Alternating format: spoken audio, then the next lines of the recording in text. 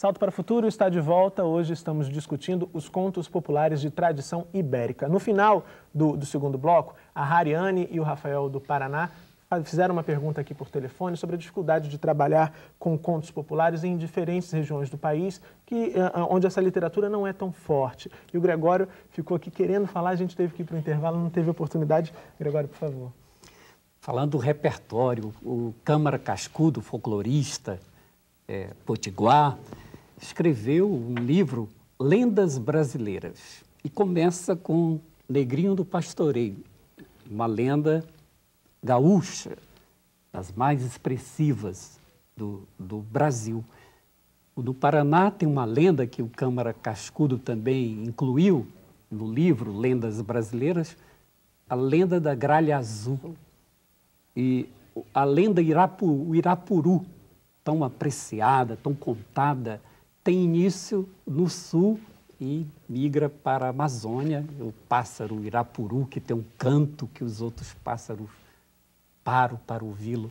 Então, o repertório das lendas, dos contos populares, estão circulando nas diversas regiões e trocando e ampliando com as lendas que estão sendo construídas hoje pelos alunos, pelos professores escritores, os professores que têm singularidade, autoria e inauguralidade, porque estão escrevendo e inaugurando mundos novos. Tá certo. Pelo 0800 216689 você liga e participa ao vivo aqui do Salto para o Futuro. Agora a gente vai ouvir a pergunta da Nazaré, aqui do Rio de Janeiro. Tudo bom, Nazaré? Tudo bom. Boa noite aos colaboradores do Salto e aos colegas professores de todo o Brasil. Falo do teleposto CEPAC, São João de Meriti, hoje com alunos do Instituto de Educação, professor Moisés Henrique dos Santos. E nossa pergunta é: o texto diz que os contos surgem de acordo com as culturas dos lugares onde passam os contadores. Os contadores reapresentam os contos, inserindo fatos que presenciam e também reinventam de acordo com a cultura do lugar. Essa recriação descaracteriza o patrimônio literário ou popular? Obrigada. Obrigado, Nazaré, pela sua participação aqui no Salto. Só queria te dar uma dica: da próxima vez que você ligar para a gente, você diminui um pouquinho o volume do seu televisor para a gente poder escutar melhor a participação de você, a sua participação e a participação dos cursistas aí do teleposto, tá certo? Então, Ricardo, essas adaptações, elas diminuem, fazem perder o valor a essa cultura literária ou não? Olha, é difícil responder, quer dizer, podem fazer perder. Quer dizer, vai depender do contador de histórias. O importante lembrar é o seguinte, que é uma tradição oral. Não tem outra forma desses contos prosperarem. Quer dizer, eles vão sendo contados de boca em boca, prosperarem não, se propagarem, né? Então é preciso entender isso, quer dizer, é inerente ao contador de histórias ele acrescentar. É como, vamos pegar a piada, acho que a piada é um bom exemplo. Eu conto uma piada aqui, a pessoa vai para casa, ela já vai mudar. E cada um vai acrescentando e, de repente, de uma piada podem surgir duas boas piadas, inclusive. Porque, de repente, é isso. Agora, um mau contador, é possível. As coisas não são... É preciso dizer, com todas as vezes, não é que existiu uma história há 1000 anos atrás e essa história, ela até hoje é contada. Isso não existe. É uma construção que foi feita através do sexo cultural, uma construção multifacetadíssima, né? Basta a gente ver, por exemplo, os contos populares, chamados hoje contos de fada, contados por Perrault no século XVII, e os mesmos contos recolhidos e recontados no século XIX pelos irmãos Grimm. Você pode encontrar um conto aqui e lá, não é? Esses contos se espalharam, as pessoas foram contando e recontando. Sim. Essas versões que são clássicas, se você tomar uma ao lado da outra, você vai perceber diferenças. Uma tem uma marca mais do interior da França, mais provençal. Como é que você vai saber disso? Não, você vai ver as decisões que são tomadas, como é que a menina vai para a floresta, o que a mãe manda levar, etc.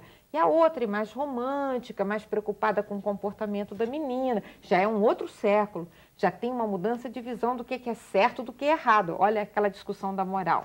Pois é, né? Só te interrompendo, Eliana, ainda sobre a discussão da moral, a Luz Marina, professora do NTE de Uruaçu, em Goiás, nos enviou um e-mail. Obrigado, Luz Marina, pela participação. Ela diz que no texto o Ricardo cita a moral ingênua. Ela diz que no conto oral e no conto escrito é possível que professores e alunos reflitam sobre o bem e o mal praticado pelo herói. Como fazer essa reflexão, pergunta a Luz Marina, com os alunos em relação aos programas televisivos, onde é muito clara, também segundo ela, essa moral ingênua? Bom, eu acho assim, a televisão, ela é um texto também, ela também é uma narrativa, ela traz um conto sobre o mundo, não é? O começo aqui do texto que eu estava lendo dizia isso, né? Toda hora a gente está começando a conversar com uma pessoa dizendo, olha, isso aconteceu comigo. A televisão também está trazendo isso. Na televisão, a moral ingênua é aquela que te obriga, ou te induz, melhor dizendo, a aceitar um tipo de posicionamento, seja ético, seja ideológico, sem discussão. Essa é a moral ingênua, a visão que já está pronta para você. Agora, se você se dispõe a duvidar dela, a fazer perguntas, a se questionar sobre isso, se está certo, se está errado, se você acha que era assim que se deveria proceder ou não, você faz circular um debate que torna essa questão presente à sua vida. Você é um narrador. Quando você vai para a esquina encontrar com seus amigos, quando você vai a uma festa e conta uma história da sua vida, do seu avô, do seu amigo, você está passando uma história que tem a sua visão de mundo, isto é, tem a sua moral. Então, é nesse sentido que é importante que você discuta a moral que vem pronta da TV. Nesse sentido é que eu acho que a moral da TV pode ser ingênua, se você aceitar isso como um dado. Agora, Gregório, nós recebemos um e-mail, por coincidência, de Goiás, também de Anápolis, da Isildinha, Aparecida Almeida, do NTE de Anápolis. Ela quer saber, a partir do momento em que os contos tradicionais deixaram de ser contados de boca em boca e passaram a ter o registro escrito, eles sofreram modificações ou influências do escritor? Sofreram. Cada um que escreve acrescenta. Quem conta um conto aumenta um ponto. Nós, no Brasil, temos algumas versões dos contos trazidos pelos portugueses no início da ocupação do território brasileiro. Na costa do Atlântico, vamos ouvir algumas versões parecidas. Na costa de vizinhança com os países que foram ocupados pelos espanhóis, vamos ouvir as histórias vindas também da Península Ibérica, com nuances, com diferenças. Então, na fronteira com o Uruguai, com a Argentina, o Paraguai, com a Bolívia, com o Peru, com a Venezuela, com a Colômbia, a Venezuela, o repertório, né, o acervo guardado ali de histórias, ganham contornos um pouco diferentes da costa do Atlântico. Lá no Amapá, na fronteira lá com a Guiana, já tem são outros ingredientes do tempero das narrativas. Essas histórias chegaram para nós aqui há mais de 500 anos e cada um que vai contar, que vai narrar, traz uma Posso fazer um comentário, Gregório? Pode. Mário Quintana, que a gente comemora 100 anos de nascimento esse ano, conta uma história que está num livro dele chamado Sapato Florido, que se chama Velha Nova História. Né? Parece até a história do Guimarães Rosa, não é? Da fita verde no cabelo. Mas a do Mário Quintana é uma história de um peixinho e de um pescador que se tornam amigos. Essa história é contada pelo Mário Quintana com muito humor e uma certa melancolia, mas muito humor, muita ironia no fundo. Eu ouvi essa mesma história na Colômbia, num festival de contadores de história, em que essa história é contada como uma história dramática, uma história terrível de separação dos amigos. O registro na Colômbia é diferente do registro que fez o nosso gaúcho Mário Quintana dessa mesma história. Então tem o traço de quem registra, de quem escreve, tem o peso do seu momento, da sua visão de mundo, né? Da sua experiência, afinal. tem lá. Tá certo, Eliana, nós já estamos aqui no finalzinho do Salto para o Futuro. Eu gostaria de ouvir suas considerações finais sobre o que nós discutimos no programa de hoje. Olha, o que eu queria dizer para vocês é o seguinte, a oralidade é uma riqueza extraordinária que permite, entre outras benesses que a gente não falou aqui, outros benefícios, da gente organizar o nosso discurso, organizar a nossa cabeça. Contar bem uma história significa poder entrar no mundo da comunicação oral, sendo convincente, sabendo argumentar, sabendo botar o pensamento em ordem. Então, contar não é só pela magia da história que se conta, mas pelo domínio da língua e do pensamento que se ganha. Tá certo, Eliana, obrigado. Ricardo, por favor, suas considerações finais sobre o Olha, minhas considerações são as seguintes. Eu gostaria muito que as escolas tratassem muito mais vezes da cultura popular. Eu acho que é uma cultura riquíssima. Você tem formas, por exemplo, os contos populares, né, os contos de encantamento, as adivinhas. Adivinhas são verdadeiras introduções à poesia, se for pensar. Tanto as quadras populares, com certeza, né, mas as adivinhas, por exemplo, são metáforas. Se você for ver, cada adivinha é uma metáfora. Ela fala uma coisa para dizer outra coisa. Ditados. Quer dizer, existe um acervo muito rico que eu acho que as escolas podem, inclusive, resgatar, porque esse acervo é vivo, não é só em livro, não.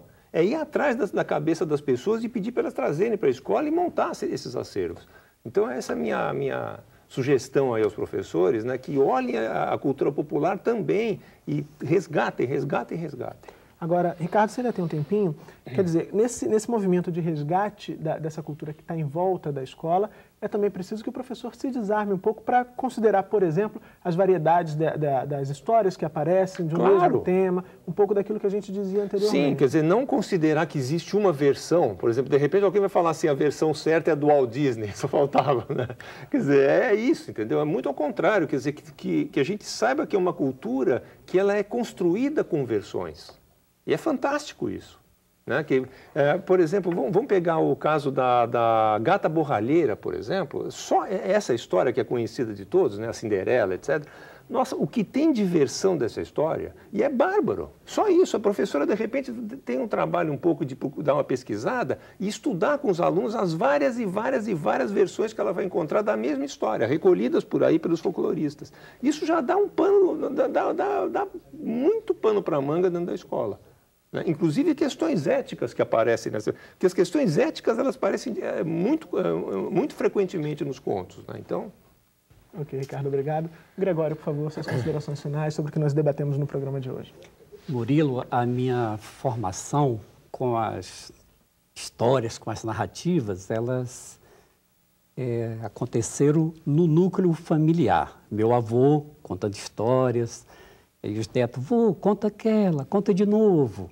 Eu contava. A história preferida da minha irmã, Joãozinho Maria, preferida da minha prima, Maria Borralheira, e a minha predileta, a minha preferida, vô, conta aquela. Ele contava, Dona Baratinha. E a sua? Você já pensou? Poxa, realmente aí tem uma pergunta. Eu sempre gostei muito de história, é difícil dizer uma preferida. A sua preferida, Ricardo? Tem várias. Uma, a mais mobilizadora. Olha, O Macaco e a Velha é uma história que eu gosto muito. Eliana, sua? Tem algumas que me ficaram porque elas me trazem essa questão, o incômodo, me trazem assim, uma perquirição. Uma é do Gato de Botas, a questão entre a esperteza e a ética. A esperteza e o que é direito, a tramóia, o passar para trás. Essa é uma história que ficou muito tempo na minha cabeça e está aí hoje para ser discutida. E no meu repertório são as histórias vindas da Península Ibérica, com influências do Oriente, dos árabes, trazidas pelos portugueses, pelos espanhóis. Também as histórias contadas na Amazônia pelos povos da floresta, o repertório indígena brasileiro. Também o repertório com as histórias vindas da África, as histórias africanas que chegaram aqui. Então, o meu repertório tem essa complexidade de narrativas, Murilo. Vamos cantar para concluir? Bem rapidinho, que a gente está no finalzinho do programa. Amor, tão bom, meu amor tão bom que está... Canta, Helena. Ricardo, meu amor tão bom, tão bom, tão bom, tão bom, meu amor, vem cá. Vai. Infelizmente, vou ter que interromper a cantoria, porque nós chegamos ao final do Salto para o Futuro de hoje. Eu agradeço a você que participou do programa, enviando perguntas, críticas e sugestões. Agradeço também a presença do escritor e desenhista Ricardo Azevedo, do escritor e contador de histórias Francisco Gregório Filho e da Eliana Yunes, professora da PUC do Rio de Janeiro.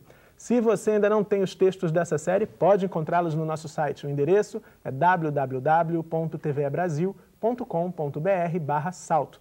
No programa de amanhã, vamos falar sobre os contos indígenas. Eu espero por você. Salto para o Futuro, 15 anos parceiro do professor.